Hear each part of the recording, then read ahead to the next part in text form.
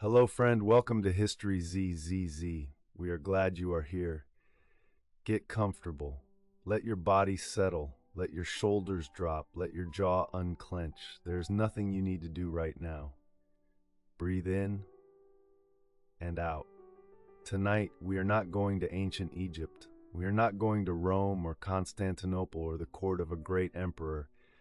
Tonight we are going to Ohio, to a field, to a radio telescope the size of a football field. To a night in 1977 when a computer printout came out of a machine and a man looked at it and picked up a red pen. Close your eyes. This is the story of the most mysterious thing anyone has ever heard, or thought they heard. We still are not entirely sure which. The year is 1977. The place is a field in Delaware County, Ohio, a flat, agricultural stretch of land about 30 miles north of Columbus. What sits in that field is called the Big Ear. It is a radio telescope built by Ohio State University in the 1960s. It is not the kind of telescope you look through. It does not gather light. It gathers radio waves, electromagnetic signals traveling through space at the speed of light, too long in wavelength for the human eye to see. The Big Ear is enormous. Its main reflector is about 100 meters long and 50 meters high, roughly the size of 3 football fields laid end to end. It has been running a program called SETI since 1973. SETI stands for Search for Extraterrestrial Intelligence. The idea is simple. If there are other civilizations in the universe, and if they have radio technology, and if they are transmitting, the Big Ear might hear them. For 4 years, it has heard nothing unusual. On August 15th, that changes. The Big Ear does not have someone sitting at it, listening, wearing headphones. Radio telescopes do not work that way. The signals it collects are fed through a computer, which converts them into numbers and prints them out on paper. A long, continuous scroll of alphanumeric code, ticking out hour by hour as the telescope sweeps across the sky. The numbers represent the intensity of signals received at different frequencies. Most of the time, the numbers are low.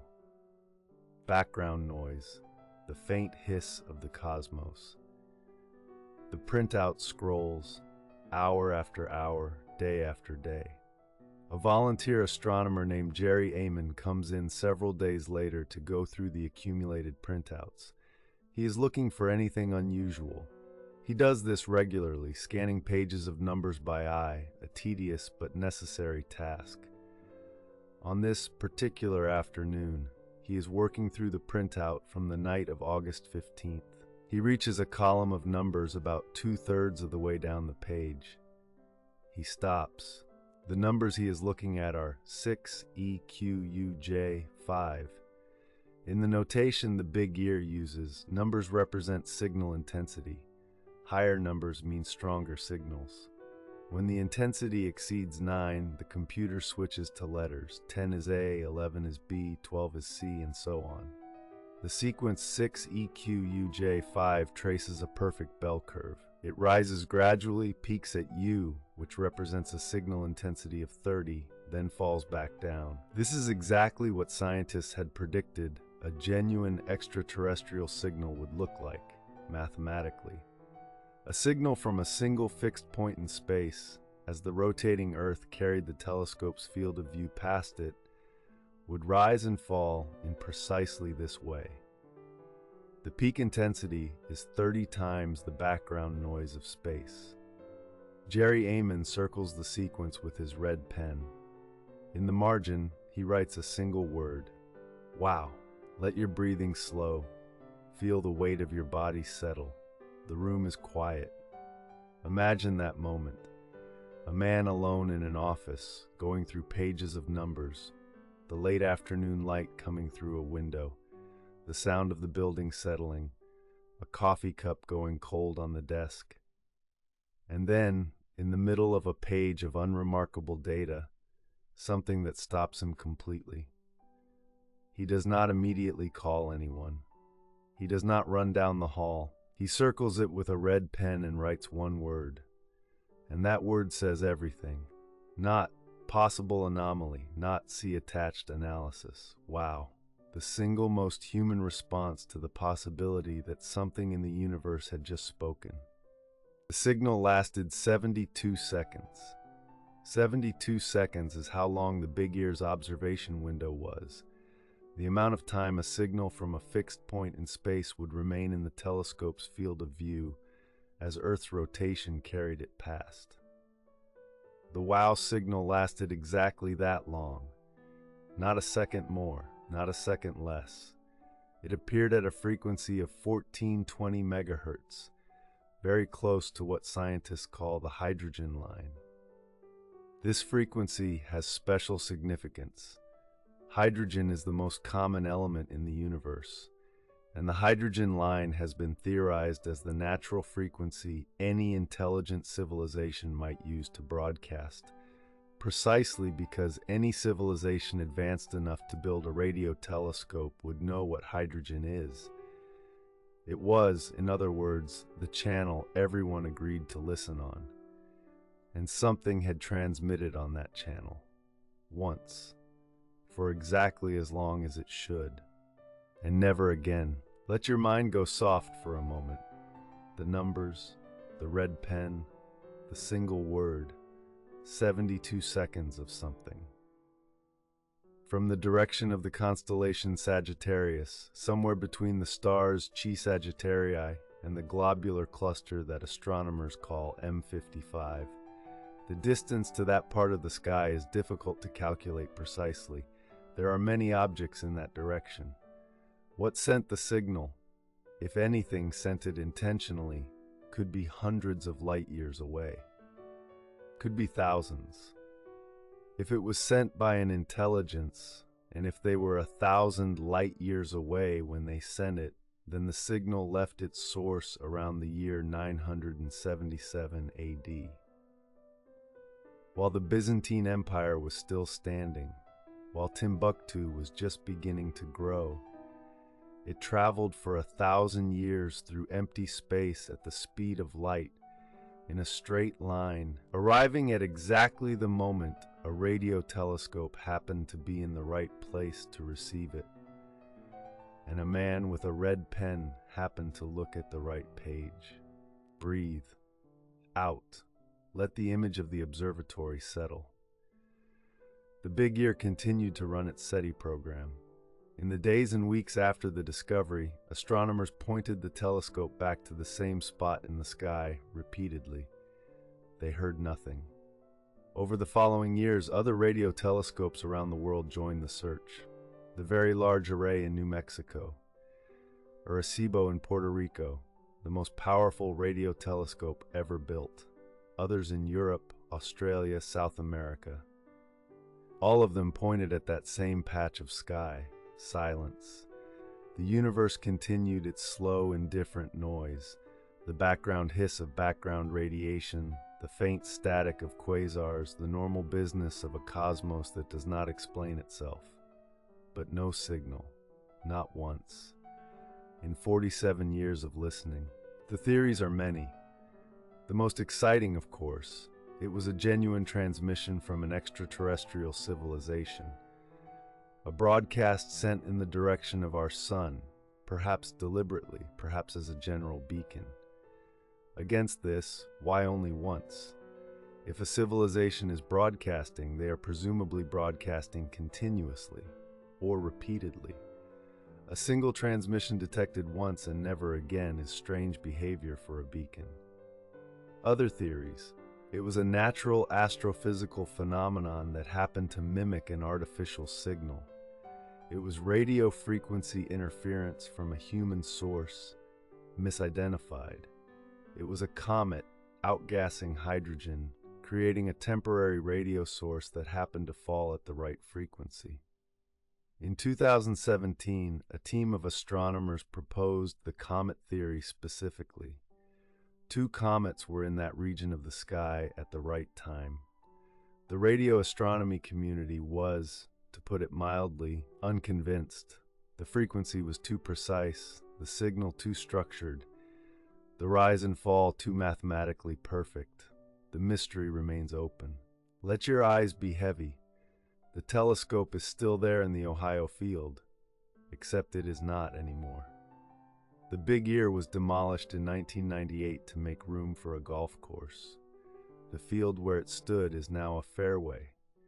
Golfers walk over the exact spot where, for decades, a machine pointed at the sky and listened.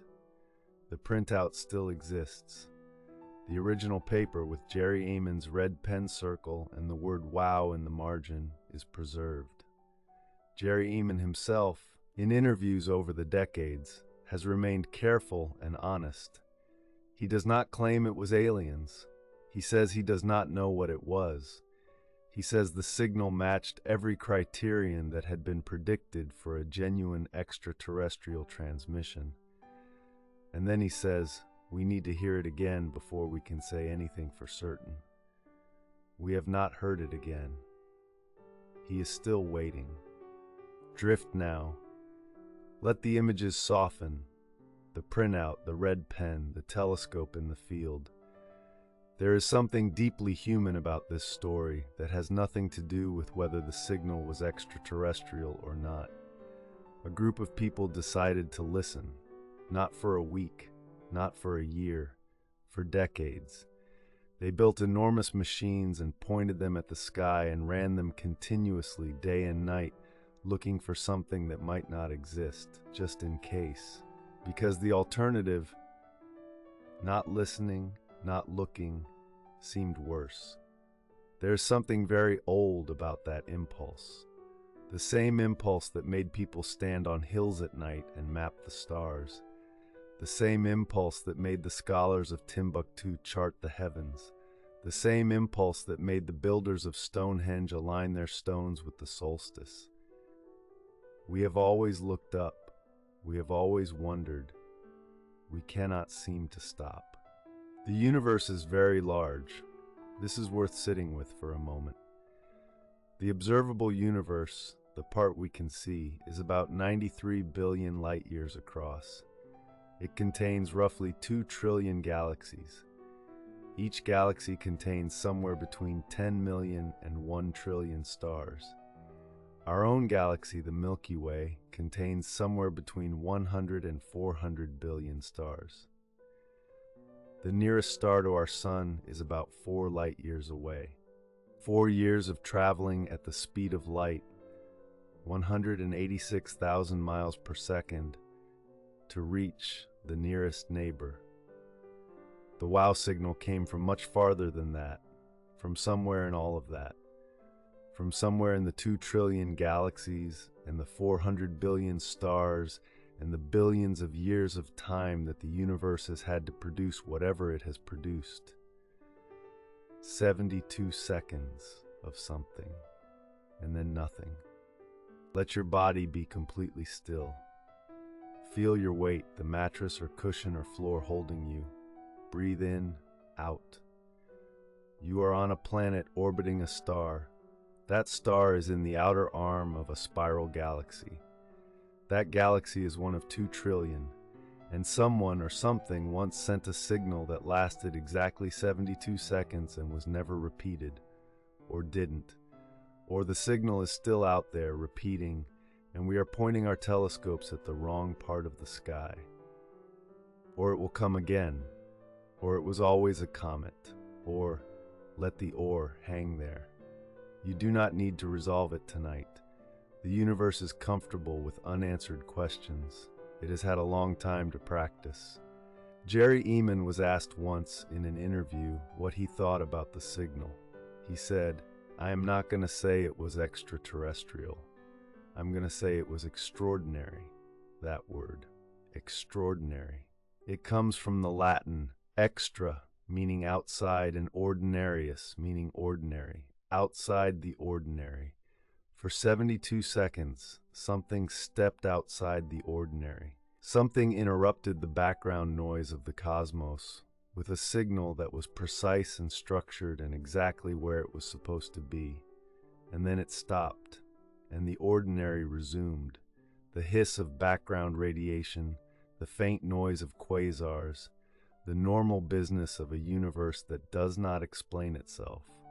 But for 72 seconds, something. Sleep is finding you now. The observatory is quiet. The telescope is still pointed at the sky. Somewhere in Delaware County, Ohio, on a summer night in 1977, the big ear was listening, and for 72 seconds, it heard something. Let that image stay with you. A machine in a field, a summer night, the Ohio sky, wide and dark and full of stars, the corn in the adjacent fields moving slightly in a warm wind, the building with its humming computers, the printout ticking out into the tray. And somewhere up in that dark, in the direction of Sagittarius, past the planets and the asteroids and the Oort cloud and the nearest stars and 100,000 light years of galactic arm, something that lasted 72 seconds and has never come back. Or maybe it is still coming, and we have simply missed it. The Arecibo telescope, the most powerful radio receiver ever built, was destroyed in December of 2020. 2 cables supporting its enormous suspended platform snapped without warning. The platform fell, destroying the dish below. It had been listening to the sky for 57 years. Before it fell, it had detected many extraordinary things. The first confirmed exoplanet, the first binary pulsar, radar images of the surface of Venus. It pointed at the WOW signal location many times. It heard nothing there. But here's something worth holding. In 57 years of operation, the most powerful ear we ever built, aimed at space, heard the ordinary noise of the cosmos. And one time, in Ohio, with a much smaller instrument, something stepped briefly outside the ordinary. 67 years of listening, one anomaly. The ratio suggests either that extraordinary things are very rare, or that we are not very good at listening yet. Let your thoughts drift now. The signal, the red pen, the word wow, the 47 years of silence that followed. There is something meditative about the people who do this work. The SETI researchers who point their telescopes at the sky night after night, year after year, mostly hearing nothing. They are, in a sense, practitioners of a very unusual kind of patience. The patience of people who believe that something might be out there and who have decided that the right response to that belief is to sit quietly and listen, not to broadcast loudly, not to send rockets, just to listen. There is an old contemplative tradition in many cultures, in many religions, of sitting in silence and paying attention, of believing that if you are quiet enough and attentive enough, something might speak. The SETI researchers are doing something like that. Pointed at the dark, very quiet, just listening. The night of August 15th, 1977, is a long time ago now. The people who were alive then, going about their ordinary lives while a telescope in Ohio was picking up something extraordinary. They were watching television shows that no longer air, driving cars that have long since rusted, worrying about things that have long since resolved themselves one way or another. Ordinary lives, ordinary nights. And out in the Ohio countryside, without anyone knowing, a machine was listening to the sky. And for 72 seconds, the sky answered. Or something did, or nothing did. And the printout is a beautiful accident. A comet's hydrogen breath caught by chance at the right frequency. Either way, a man sat down at his desk a few days later, went through the printout, and wrote the most honest word he could find. Wow. Sleep is very close now. Let the questions go. You do not need to know the answer tonight. The universe has had 14 billion years to make whatever it has made. If something else is out there, it is not going anywhere.